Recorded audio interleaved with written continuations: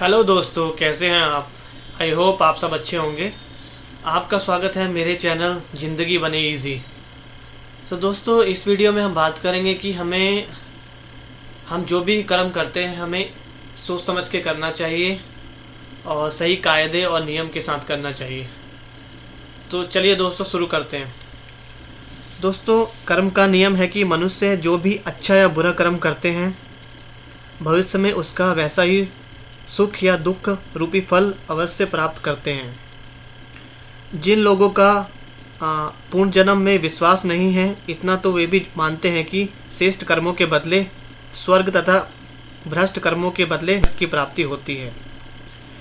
कर्म का नियम अटल तथा अटूट होने के कारण इसको कर्मों का लोहे का नियम भी कहा जाता है। कर्म का फल अपने कर्ता का पीछा करता रहता है और अंततः उससे चिपट जाता है। सभी धर्म वाले इस नियम को एक ध्वनि मत से स्वीकार करते हैं। विज्ञान भी इसे स्वीकार करता है, जैसे कि न्यूटन का तृतीय नियम कहता है, प्रत्येक कर्म की समान तथा विपरीत प्रतिक्रिया होती है।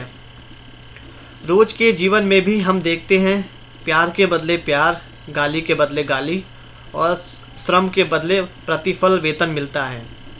जबकि हम मनुष्य आत्माओं को सृष्टि चक्र में बार बार पूर्ण जन्म लेकर आना ही है, तो क्यों ना हम सदा श्रेष्ठ कर्म करें ताकि सदा सुखी रह सके। दोस्तों, तब हम गलत कर्म करते ही क्यों हैं।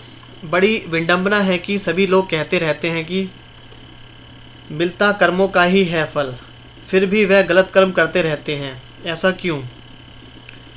इसके कई पहलू हैं। एक तो वे कर्मेंद्रियों द्वारा किए गए कर्मों को ही कर्म मानते हैं, जो हमारे सेंसेस द्वारा किए जाते हैं, जबकि कर्म के नियम के अनुसार मनसा तथा वाचा द्वारा किया गया कर्म भी कर्म के खाते में आता है। दूसरों के बारे में गलत सोचना या गलत बोलना उन्हें दुख पहुंचाता है, तो यह भी पाप के खाते में जाता है। दूसरा, जब वे छिपकर चोरी, भ्रष्टाचार व बलात्कार आदि अपराध करते हैं तो समझते हैं कि उन्हें किसी ने नहीं देखा, इसलिए कुछ नहीं होगा। लेकिन सूफी संत अमर का कहना है कि गलती छिपाने से मनुष्य अपने लौकिक मालिक व उसकी सजा से तो बच सकता है, परंतु सर्व के पारलौकिक मालिक से बच नहीं सकता। कर्म के नियम अनुसार आज नहीं तो कल सजा भोगनी ही पड़ती है। तीसरा, कर्म की गति गुहा होने के कारण व्यक्ति अपने दुख व सुख का संबंध अपने कर्मों से ना जोड़कर परमात्मा से जोड़ देते हैं। वे कहते हैं कि दुख या सुख कर्मों से नहीं मिलता बल्कि परमात्मा देते हैं।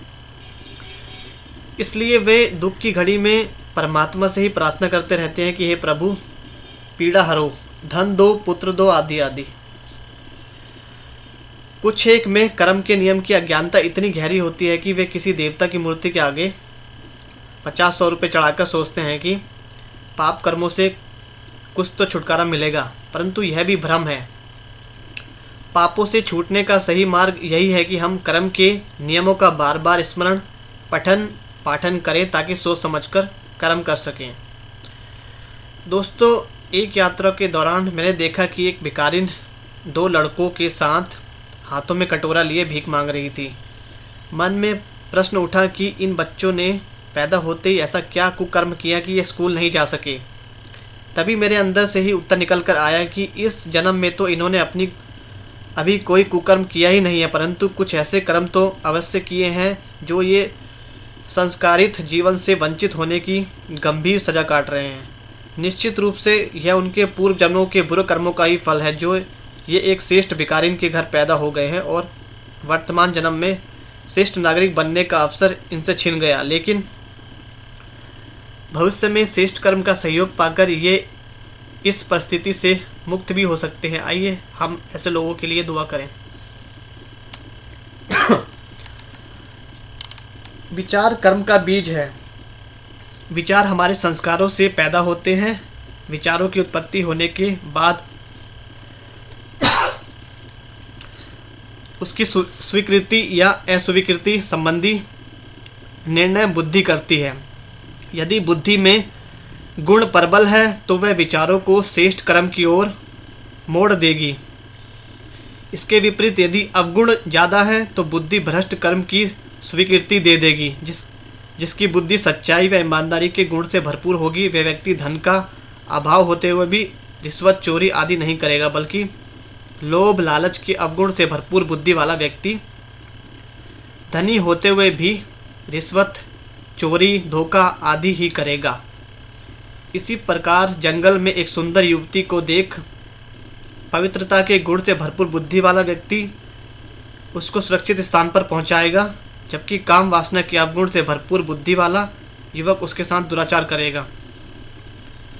श्रीमद् भगवद गीता में अर्जुन भगवान से प्रश्न करता है कि कोई भी व्यक्ति पाप नहीं करना चाहता, फिर भी लोग पाप क्यों करते हैं? भगवान उत्तर देते हैं, उनकी इच्छा उनसे पाप करवाती है। आप विचारणीय हैं कि पाप करने की इच्छा कहाँ से उत्पन्न हुई। निसंदेह यदि व्यक्ति में विकारों या अवगुणों की भरपूरता है तो इनसे प्रभावित होकर भ्रष्ट कर्म या पाप कर्म करने की इच्छा उनमें उत्पन्न होगी। यदि व्यक्ति में गुणों की प्रचुरता है तो स्वाभाविक है कि उनकी इच्छा पवित्र व पुण्य कर्म करने की होगी। श्रेष्ठ कर्म करते रहने के लिए व्यक्ति को आत्मा में गुणों को बढ़ाते रहना चाहिए। आत्मा चेतन तथा ग्रहणशील है। गुण अवगुण ये दोनों शरीर में नहीं बल्कि आत्मा में विद्वान होते हैं। आत्मा में गुणों की धारणा हो, इसके लिए संग का रंग कहावत है कि जैसा संग वैसा रंग। वांछित गुणों को धारण करने के लिए व्यक्ति को निरंतर चेक करते रहना होगा कि क्या उसका संग श्रेष्ठ है। श्रेष्ठ संग या सत्संग अच्छे मित्रों, महापुरुषों की जीवन कहानियाँ, नैतिक व धार्मिक पुस्तकें आदि से प्राप्त हो सकता है। व्यक्तिगत नैतिक नीति। गुणों को धारण करने के लिए व्यक्ति को चाहिए कि वह अपनी नैतिक नीति बनाए कि कुछ भी सहना पड़े, सुनना पड़े, झुकना पड़े, पर पवित्रता, शांति, सहयोग, ईमानदारी, संतुष्टता आदि आदि गुणों को व्यवहार में अपनाना ही है।